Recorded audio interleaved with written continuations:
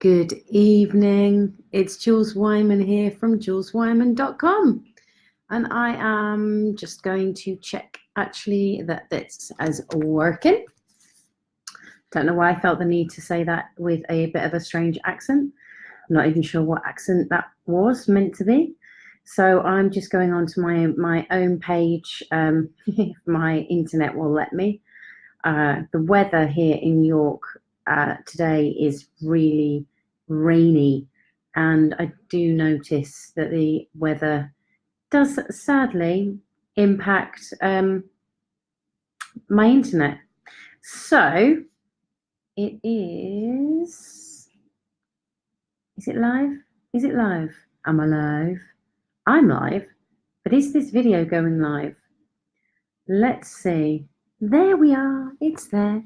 So I found it on there, and I'm now going to share it to let people know that I am live. Alive now. Done. No, it's not playing. So whilst I'm giving my phone more attention than you, I do apologise. Please do drop down and say hi. Let me know where you are in the world if I don't already know. That's just not playing at all, so I'm going to disregard that. There we go. Done. I'm with you. Hello. How are you? Who are you? Where are you? Do drop down and say hi. I'm going to be honest up front. I'm not feeling tippity top right at this moment in time. I think I've eaten something that is not great for my system, because I ate about just nearly an hour ago now, and I can feel some strange stuff happening physically in my head mostly. So if I don't seem with it, then that's why. And I apologise now if I'm not as focused as I normally would be. But anyway, I thought I'd still come on and I'd still have this conversation and see where it goes. And what I would love to know is who is watching. So do drop down and say hi so I can give you a shout out. I can see some people, or give me some thumbs up for those of you that are new or have not joined me live before. Feel free to do thumbs up, emojis, hearts throughout at any point. Please don't feel that you have to wait for me to give you permission. Feel free to test it now. Lenka, I haven't seen you around for a while, my lovely. I hope that you are well. Good evening and welcome.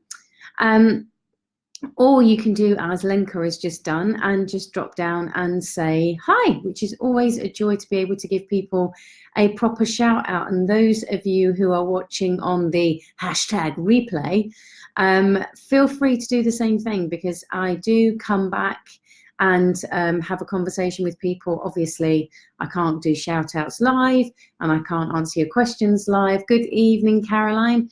But I can come back and will type in messages to you as well. So it's a joy to be here. I'm sorry I've not been here for the last couple of weeks.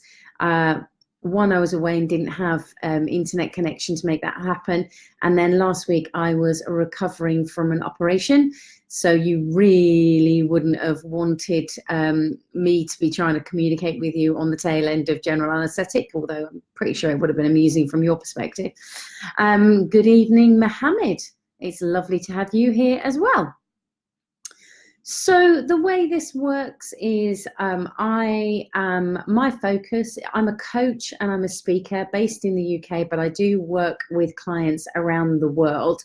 And my focus is around confidence and all aspects. I do apologise. You switch my emails off, and all aspects around confidence. And that could be to do with self-esteem, that could be to do with how you show up, that could be to do with presentations, self-doubt, anxiety, that could be to do with about speaking up in meetings, presentations, going for a promotion, all sorts of different aspects, and every how to deal with difficult situations, difficult people, either in your personal life or in your professional life. I work with all number of people, from my youngest client, who is 12, right the way up to, I'm not even sure who my oldest client is at the moment, but CEOs, senior managers, lots of people within both the private and public sector, finance directors, senior accountants, all sorts of amazing people. So if you want to know more about that work and the work that I do in that sense, then please do get in touch and let me know. You can head direct over to my website, which is juleswyman.com.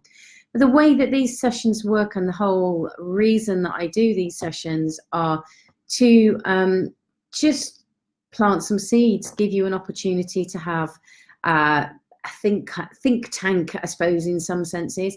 And I come up or get asked to speak about a particular topic, and I bring that topic to the table and start a conversation. And depending on how much interaction and your questions, your thoughts and insights, it basically will depend on where the conversation goes. I do have notes, but this isn't a workshop as such. I'm not going to be giving 3 steps to, especially around this topic. This really is a point of, for me, it's a point of discussion. And there's a few things that I would like to flag up and plant seeds for you to think about. And it's really interesting that not only is this something that I experience personally, but it's something I experience professionally as well, of how much this I'm not enough, I'm not good enough, I'm not intelligent enough, smart enough, I don't feel like I've got the capacity to, the capabilities to, I'm not adequate enough, I'm worthless. There's all these different ways that this gets phrased, hence why I started about, excuse me, that's that food, whatever that is, that my body's really not agreeing with, of enough is enough, you know, and what is actually stopping us from experiencing being enough. And it is a topic that I've spoken about before, so there's other videos that touch on this in different ways. Good evening to those of you who are just joining live. Do drop down and say hi, as Lenka, Caroline and Mohammed have done as well. But it's also, it's something that I always feel like on these sessions, that whilst I'm planting seeds and I get lovely messages from people both live but also afterwards, and people come up to me at events and say, watch such and such a video, or I've had phone calls the next day, I know that they plant seeds and get you thinking. But I do always think that I'm scratching the surface here, because these are such big topics, but I want to be able to give some thinking time and space to these topics and see where it goes. So the first thing is I'd love your thoughts on, I'd love to know what you think around that phrase of I'm not enough. And I'd also love to know your thoughts as to why you think, or rather what you think is stopping you from experiencing enoughness in some, whatever that capacity is. Because I do have my thoughts around it, and I know that there are there's lots of conversations around this sort of topic, but what fascinates me is I could be having a coaching conversation with an MD, or senior manager, or even a teenager, and this phraseology comes up time and time again. You know, I don't think that I'm good enough, I don't feel like I'm able enough, I think I'm worth less than others. It pops up all the time, so it's not something that is uncommon. And so if it's something that you experience and you've thought up until this point that it was just you, let me reassure you, it's unfortunately not. And I think that it is something that starts from a very young age, from us misinterpreting and having misunderstandings around the life events around us, and how those well-meaning big people, adults, parents, grandparents, teachers, whoever those big people are around us, that in our young thinking, we don't have the perspective and the understanding and the experience and the intellect and the wisdom to be able to understand what's going on. So we misinterpret a lot of things, but make it mean about us, and therefore in those moments, I think that's where that root belief around I'm not enough really starts to take hold, and it's quite deep rooted for many people. So those of you that are joining now, then please do drop down and say hi, or give me some emojis so that I know that you're there, and yeah, let me know where you are so I can say hi. So I think in its simplest form, and I'm going to stick with the phrase of I'm not enough. I realize that may not resonate with everybody, so if it's not the immediate phrase that resonates with you, then interpret it in whatever that way. If it's I think I'm worthless or useless or rubbish or no good or not as good as others, however you interpret, whenever I'm saying I'm not good enough, then translate that into how you would dialogue it. So I think following on from that those misunderstandings that we have, I think that the key to what's really stopping you and me, because it is something that I experienced too, I think the main thing that stops us from engaging with the truth of us being enough as we are, is our thinking, and more specifically how we are thinking about ourselves in relation to whatever the situation is that we're experiencing. So if we are, for example, say we're in a meeting and we come up with, a question or an idea or something that we want to share, but then our thinking kicks in, and it may be very loud and very domineering, or it may be something that's far more subtle and just a bit like lift music hovering around in the background. It stops us from verbalizing it, because it's saying something along the lines of I can't say that because I'm not enough, I'm not good enough to be able to be saying that. And so therefore we find that we don't speak out, and yet either somebody else offers up that idea and we're like, oh, wow, I should have said it, why didn't I say it? Or there's somebody else asks that question, or you walk away and it's not asked, but you have a conversation with a colleague who says, why didn't you bring that up in the meeting? That's perfect, that we really needed to discuss that, or whatever it may be. That it's how we're thinking about ourselves in relation to that situation, which perpetuates the story of I'm not enough.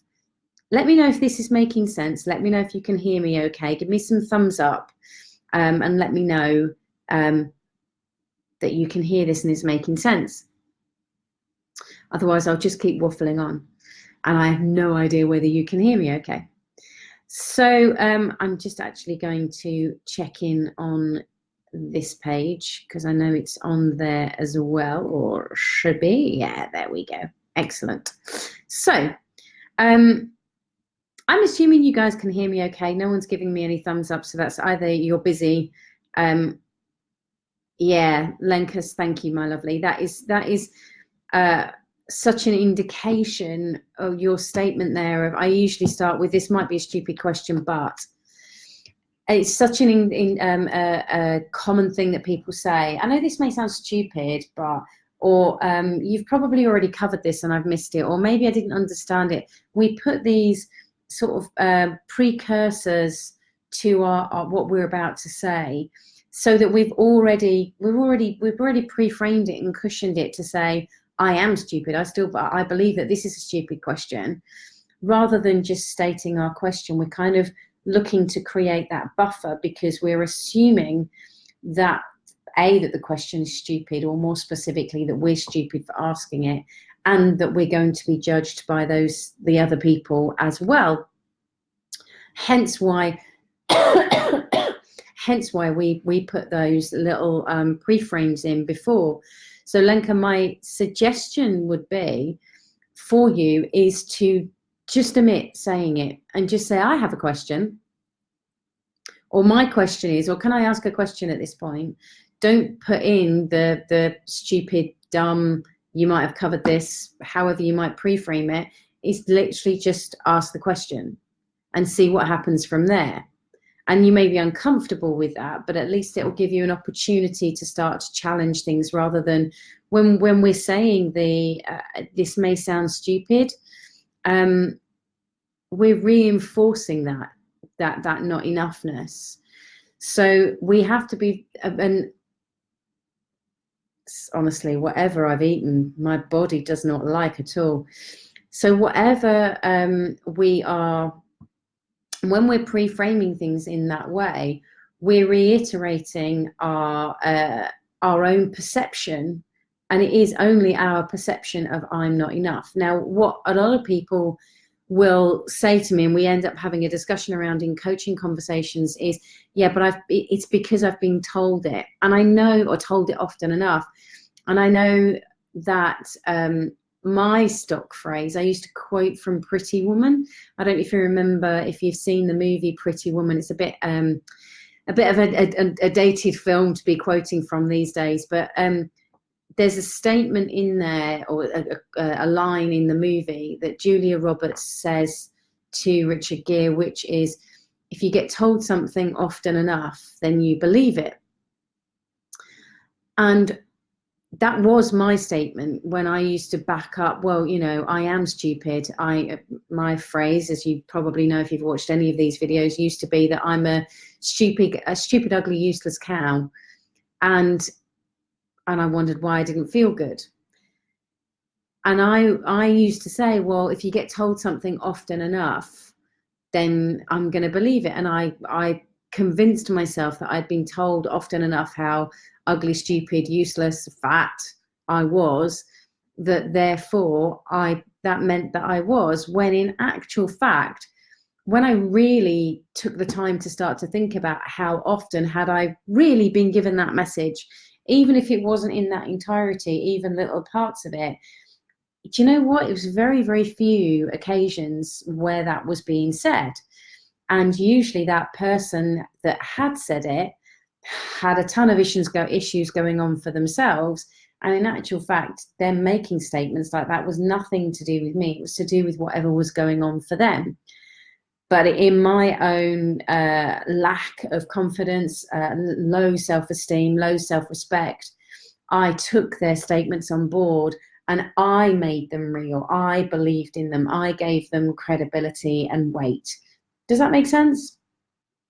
And it was only because I gave them credibility and weight, and I believed them, that's then where that internal belief of I'm not good enough then was being reinforced over and over again. So we need to be very careful of how we are reinforcing that. And that's going to be one of the things that is stopping you from feeling like you are enough, because you're either thinking that you're not and perpetuating it, and or you're saying it out loud, that perpetuates it and reinforces it. So be very mindful of that, because if you genuinely want to know that you are enough, and when I say no, I don't mean intellectually, because I think the majority of us, well, certainly in the conversations that I've had with clients, regardless of their age, background, gender, race, culture that they've come from, or anything, that when we start to talk about it, I would say 100% of people would say that they know deep down that they are enough, and then this whole stream of stories and thinking and reinforcing comes out afterwards. And it's that gets the attention. It's that gets the focus.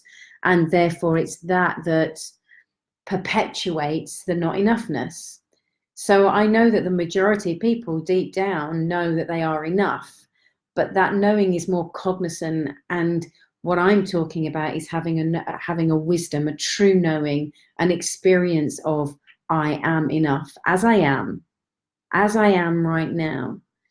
So that's one thing that could be stopping you, is how you are languaging it externally. As Lenka has so beautifully shared, I usually start with, this might be a stupid question.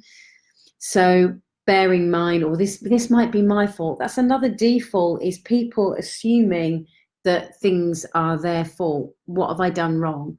So they may see a loved one or a colleague frowning in their direction, or sigh, or maybe they didn't answer an email or a text or a phone call as quick as you might have expected.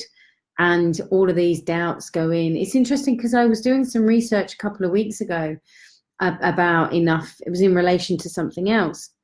And there were a lot of, am I enough for him? I want to make sure I'm enough for him questions coming up on the internet on different sources. And I found that fascinating, that there was, what I'm assuming, I don't know, that it was more females wanting to check. Obviously, there could be males wanting to check too. My assumption is that it's predominantly females that are looking to make sure that I am enough.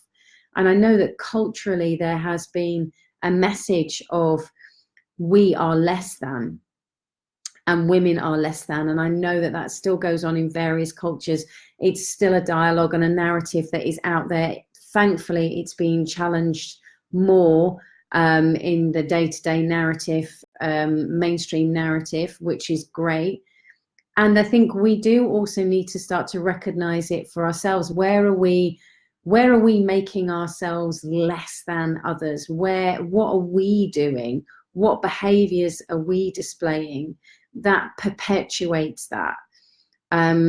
Deliberately standing out of somebody's way, or the same, whether it's the same somebody of seniority, or whether it's somebody of the opposite gender, or whether it's something else that we give way to them. Now, you may be doing it out of a place of respect, and that's what you've been taught to do, or that's what you believe that you do, is out of respect, you let that person go first. But actually, are you doing it in a place out of genuine respect, or are you doing it out in a place of, I'm worth less than them and they need to therefore be in front of me, speak before me, go through the door first, whatever it may be? And so again, as well as your language and your thinking, one of the things that could be stopping you are certain behaviors that you're doing. So all of these are about you starting to think about, rather than think about your past or what you've been told in the past, or messages that are being perpetuated even in the media, is start to ask yourself, what are you taking on board, and what are you believing, and how are you engaging with it? So for example, I know that I definitely, from a body image perspective, would have described myself internally, probably not externally, but definitely internally, that I was less than other women, especially ones that I saw in the media, but also those that walked around, because I had short legs. Right? I know.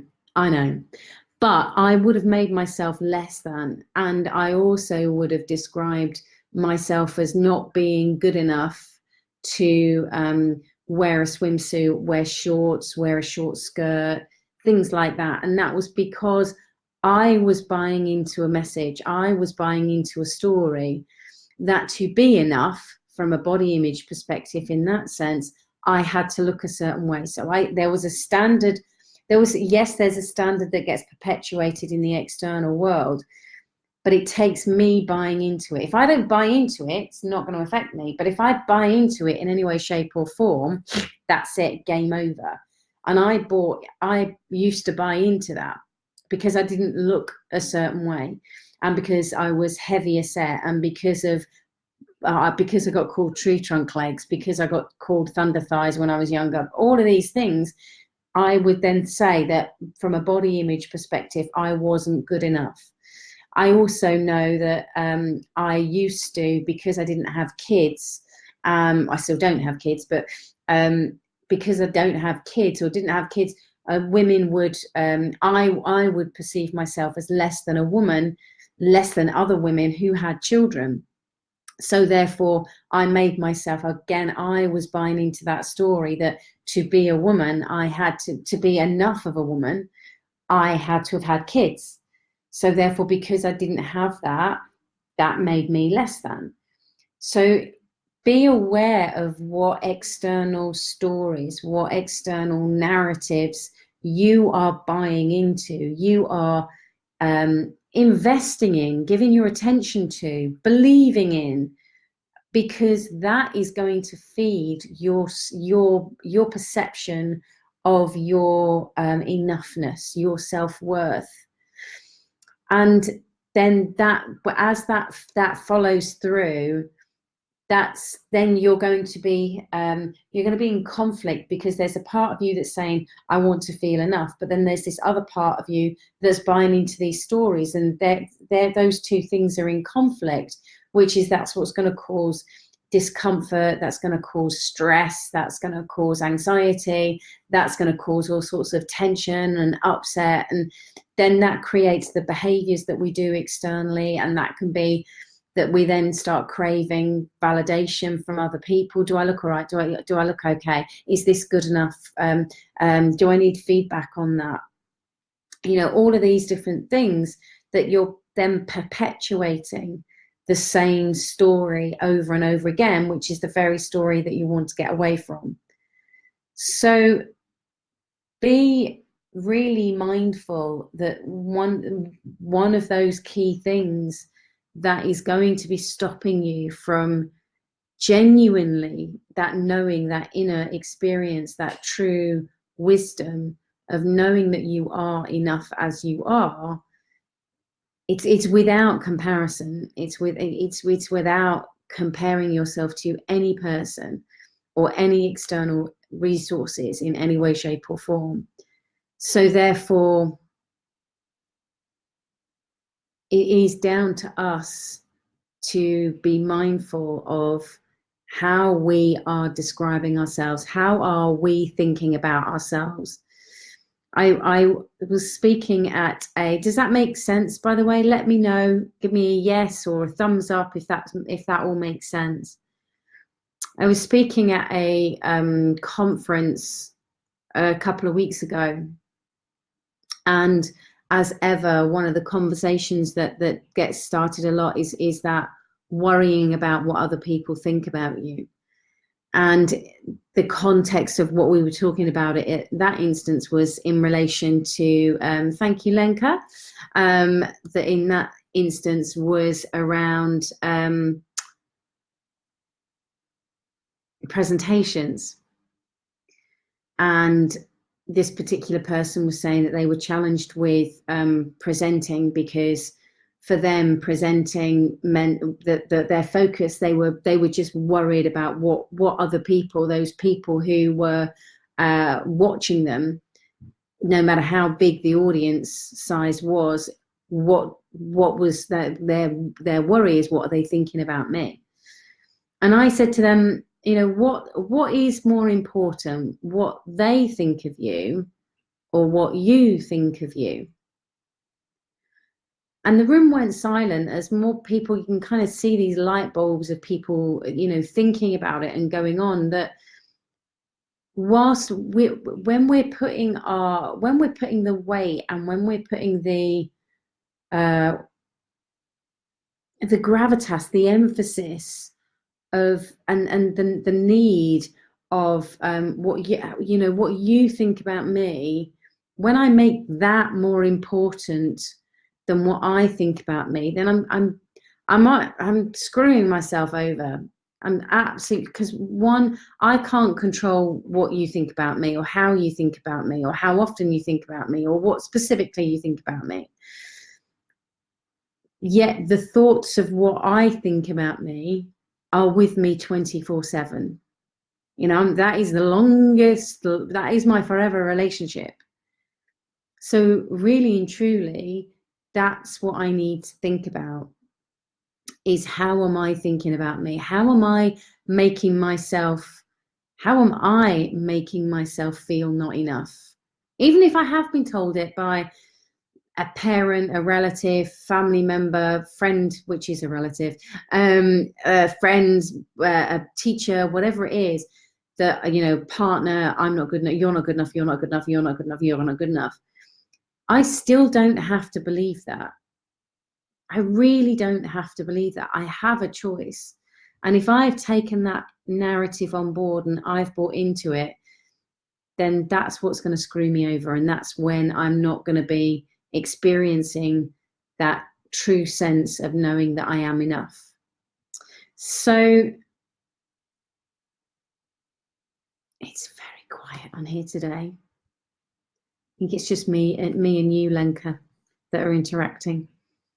So I know there's some of you hovering in the background, but I would love to just give me some thumbs up if this makes sense.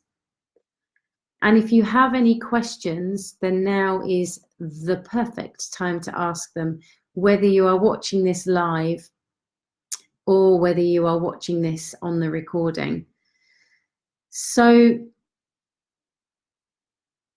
I personally, I know for me that there are certain times where that thinking will shout really loudly that, hey Paula, that I'm not enough. And you can fill in the blank as to what goes before the I'm not enough, you know, whether it be intelligent enough, smart enough, qualified enough, you name it. I can hear it kick off. And I give myself two options in that moment when I hear it. Is one, I either challenge it kindly and lovingly, excuse me, as to, okay, prove that. Give me some absolute concrete evidence that doesn't relate to the outside world, because I'm interpreting the outside world. Give me some concrete evidence that proves that. Or I give something else my attention, because giving something else my attention is going to be far more resourceful than trying to battle with that is ultimately got its heels dug in and it wants to prove something. So I'm not interested in that, because to me, I want to experience that knowing of enoughness, and engaging with the thought of I'm not enough is never going to help me knowingly feel, genuinely have that experience of enough. So as there are no questions coming in, let me just check the other page. It's all very quiet over there too. So I'm assuming that will make sense. You haven't got any questions. If you have, or if you want to go away and think about this and then come back, then please do. And message me. You can message me direct on this page. It comes to me. Or it might be that it plants a bit of seeds that need to cook overnight. Again, you can message me tomorrow if you want to, or whenever.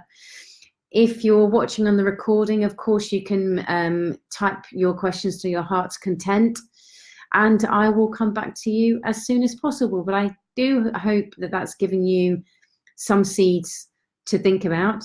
I do apologize for my windiness. As I say, I have eaten something that has my body's not agreeing with, my head and my eyes are certainly not agreeing with, because my eyes are going a bit fuzzy. So I know that there's something there that I need to chill out about and give my body a rest. You're very, very welcome, Lenka. look forward to catching up with you next week. So take care of yourselves in the meantime, and just listen out for those stories and see if you can do something different. Think something different, give something else your attention. Take care. Bye now.